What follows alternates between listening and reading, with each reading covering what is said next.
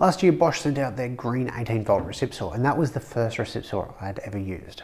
To misquote Recip, and no one could accuse me of being overkind when it came to that review. This time around, Bosch have sent out their new blue 18-volt Recip saw.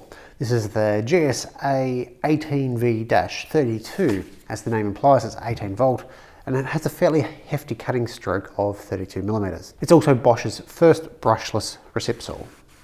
Over on the Discord chat room a few weeks ago, we had discussions about what differentiates all the different trade-grade tool brands. My argument for Bosch in general is while they may not have the highest end power, one thing they specialise in is ergonomics. In this case, I was wrong. This has both ergonomics and a crap ton of power. It's cut everything I've thrown at it with ease. All of my complaints with the green Recip saw are non-issues with this saw. By comparison, this has a fantastic oversized SDS blade changey thingy, which can be operated with gloves. The other one couldn't. The battery has the power level on it, whereas the green one didn't have it on the tool or battery. As is typical of Bosch Blue stuff, the anti-vibration stuff built into it is fantastic. I'd still recommend gloves, but it is very easy to manage. This has more than ample power for any task. I've cut through some steel, some palm trees with a pruning blade that had stalled the green saw, plenty of hardwoods, both ripping and cross-cutting. And I mean proper hardwoods. You can adjust the shoe in and out, whereas the other one you couldn't.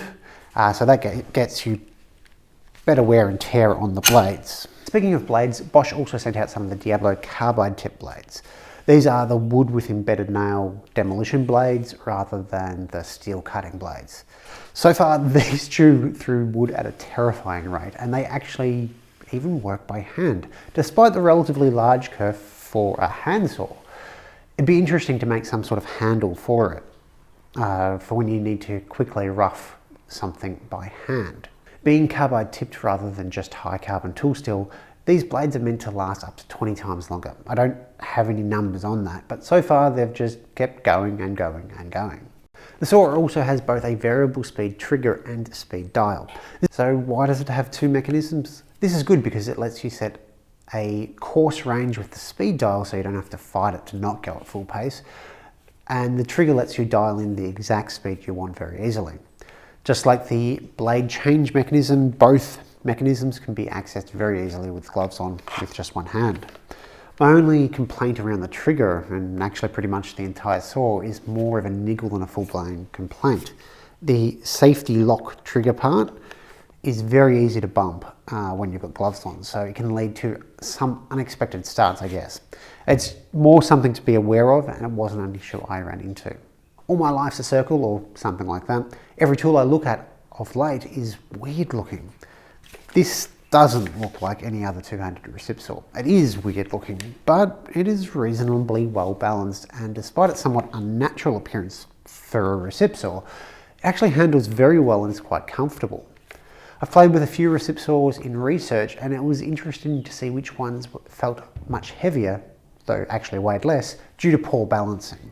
So why would a woodworker need something like this? Occasionally I have a need for steel in my projects. I actually have an upcoming camera studio stand that I'll be using this on. But if you work with reclaimed timber or pallets, something like this, and perhaps a Diablo blade, saves a lot of hassle cutting through the nails. I've also had plenty of timber in the form of small logs that I turn into bowl blanks, but I lack a chainsaw, and I don't really do anything big enough to justify a chainsaw.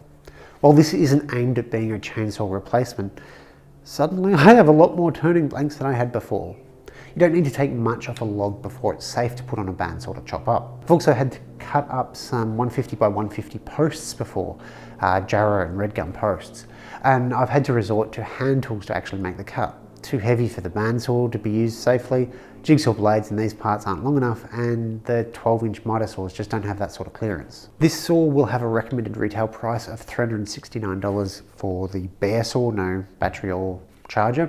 So while it's not cheap, it is pretty much the middle of the premium 18-volt brushless Recip saws from other brands. Compared to its green brother, it is quite expensive, but it's at least 3 times the saw.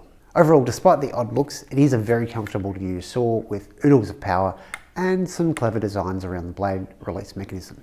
This will actually get a spot up on my tool wall. To continue with the quotes, something about bananas. Thanks for watching.